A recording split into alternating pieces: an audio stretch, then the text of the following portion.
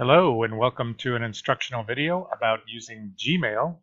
This specific video is going to be about multiple inboxes. So what we're going to look at today is setting up multiple inboxes. There are other videos that will relate to this, specifically the one on filtering, where you can set up filters so that email will come in and go directly to one of your multiple inboxes. Thereby, it'll keep your main inbox a little cleaner so that you can use it to be better organized. So just setting up your multiple inboxes, you go to the wheel right over here, click on it once, go down to settings, click on settings. When settings comes up, you see all these things across the top. You'll need to go to labs. From labs, you can scroll down until you see this right here, multiple inboxes, and you want to enable that. Okay. Once you've enabled it, keep scrolling down and then go to Save Changes. Okay, now I have multiple inboxes. Kind of hard to tell right now, but they're stacked on top of each other, and you see that I don't have any starred messages in this account. I don't have any drafts in this account. What I'm going to do, what I like to do, is change the view. So I'm going to go back to the wheel, back to settings. Now I have a box here, or I have a tab here that says multiple inboxes. So I'm going to click on that. And now I have this window that pops up. Okay. And the first thing I want to do is I want to show my inboxes right side. Okay. Right side of the inbox. So now when I click on save, there it is. Okay. You'll notice that I have my main email here. And I have a couple of things here that don't yet have any messages in them. Okay, so let me take a couple seconds then and show you how to set those up real quickly. Okay, so now I'm going to go back to the wheel, but it's moved over here. And I'm going to go back to settings. Okay, go back to multiple inboxes, and these are the inboxes that I have. And basically what you need to do is you need to decide what type of inboxes you want to have. You can have up to 5, okay, because there's 0, 1, 2, 3, and 4.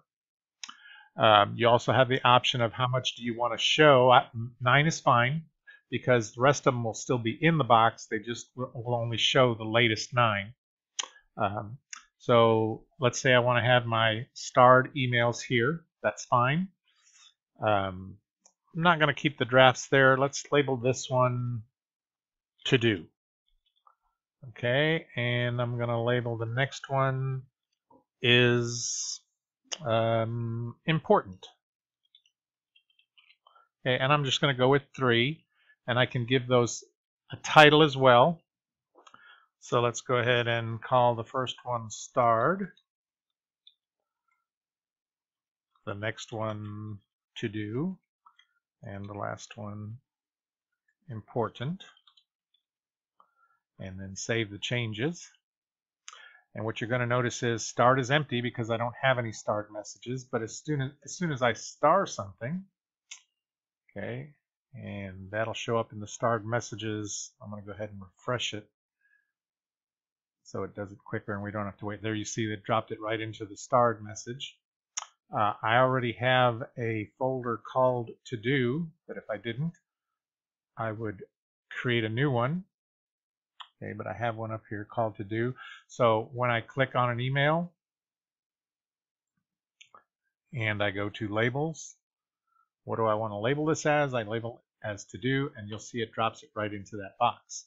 Okay, and this is going to be important again when we start learning how to archive some things and how to filter things. So it'll really clean up our main email box, but yet we'll still have access to the things that we urgently need or we want to address before we delete them from our main screen. Notice also you've got the label here because we haven't archived this yet.